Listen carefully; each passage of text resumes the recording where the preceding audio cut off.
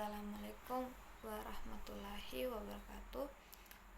Saya Vini Cantika dengan NIM 20040303080 kelas MBS 5C. Langsung saja ke soal yang pertama, yaitu menjelaskan berbagai hal sesuai kemampuan yang terkait dasar-dasar komunikasi dan bagaimana melakukan komunikasi yang efektif. Yang pertama itu melakukan komunikasi intrapribadi, di mana kita berbicara dengan diri kita sendiri, mengenal dan mengevaluasi diri dari segala hal tentang, termasuk dalam mempertimbangkan keputusan yang akan diambil dan menyediakan pesan dan kesan yang nantinya akan disampaikan kepada orang lain. Dan selanjutnya melalui komunikasi antar pribadi, dengan terjadinya komunikasi antara dua orang atau lebih untuk saling mengenal karakter masing-masing. Terus melalui komunikasi dengan dunia usaha, di mana kita akan berusaha memahami konsumen dan memberikan pelayanan yang terbaik kepada konsumen tersebut. Dan yang terakhir itu melalui komunikasi pimpinan perusahaan kerja, distributor, pemasok, dan konsumen saling berusaha untuk membina, memelihara, dan menjaga hubungan satu sama lain. Kemudian komunikasi yang efektif yang pertama, mendengarkan lawan bicara, mengajukan pertanyaan, memberikan informasi yang jelas, dan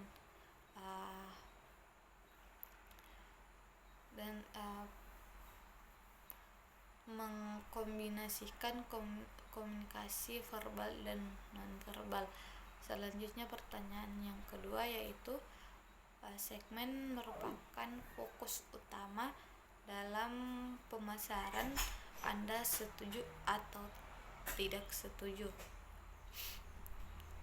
Saya setuju, karena segmen pasar menjadi hal yang sangat penting dalam suatu bisnis, karena menentukan produk dengan tepat, kita juga bisa menentukan konsumen dan mampu mengembangkan strategi pemasaran yang efektif, menentukan perbedaan kompetitor lain, dan melakukan promosi sesuai segmentasi pasar. Terus pertanyaan yang selanjutnya, yaitu pertanyaan yang ketiga, rasionalkah komunikasi pemasaran terintegrasi dilakukan untuk semua jenis usaha atau perusahaan? Kapan pelaksanaan komunikasi pemasaran terintegrasi dilaksanakan? Jelaskan secara menyeluruh. Iya, rasional, karena manfaat komunikasi pemasaran terpadu adalah membangun kepercayaan konsumen terhadap brand atau merek serta perusahaan.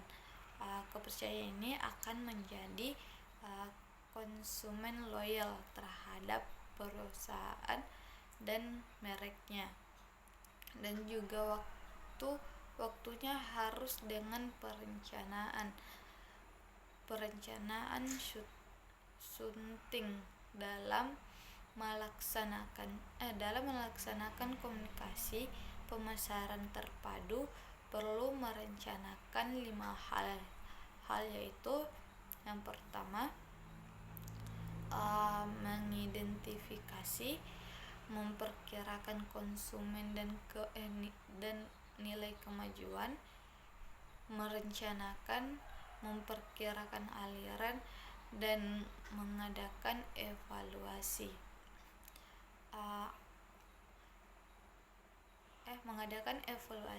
Analisis masa depan akan permintaan konsumen terhadap produk. Terus yang pertanyaan keempat yaitu apa kesamaan atau perbedaan antara iklan dan promosi? Menurut saya berbeda.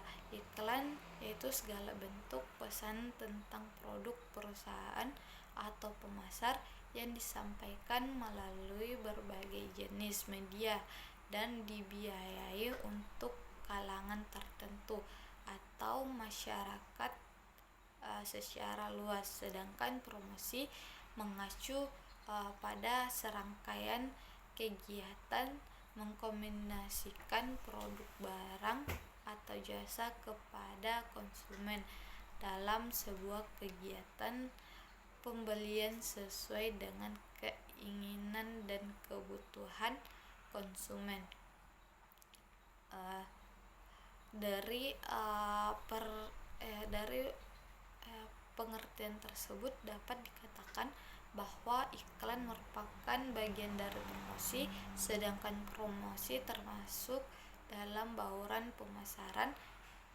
Nah, perbedaan iklan dan promosi juga dapat dilihat dari berdasarkan tujuannya. Iklan sebagai sarana informasi untuk memberitahukan keberadaan sebuah produk, mempengaruhi dan mengingatkan konsumen tentang produk dengan tujuan menaikkan penjualan. Yang kedua, sedangkan promosi merangsang pembelian produk, mengulangi pembelian produk dan mempengaruhi konsumen untuk pembelian produk baru. Yang kedua yaitu berdasarkan jangka waktunya. Iklan memiliki jangka waktu yang cukup panjang, sedangkan promosi memiliki jangka waktu lebih singkat. Misalnya kamu memiliki online shop yang menjual mukena di media sosial Instagram, lalu kamu mengiklankan produk mukena tersebut dengan menggunakan Instagram. Di sisi lain, sebagai promosi untuk produk tersebut, kamu melakukan promo berupa voucher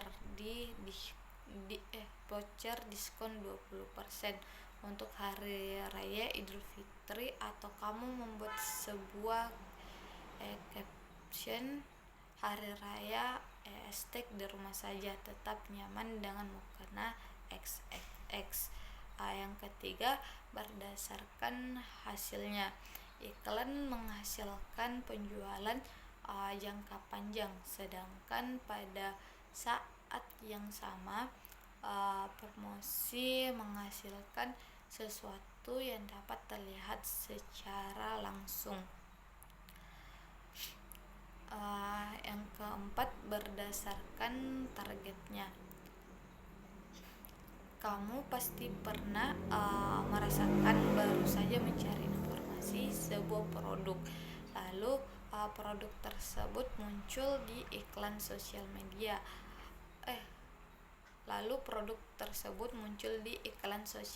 Kamu. Pengiklan bisa menargetkan konsumen mana yang akan dijangkau, seperti jenis kelamin, ketertarikan, hobi, etnis, usia, pendidikan, pendapatan, dan kategori-kategori lainnya. Sementara promosi tidak dapat diprediksikan siapa yang akan melihat pesan tersebut. Yang pertanyaan yang terakhir yaitu amati dan temukan pendekatan pada iklan produk, sedangkan coba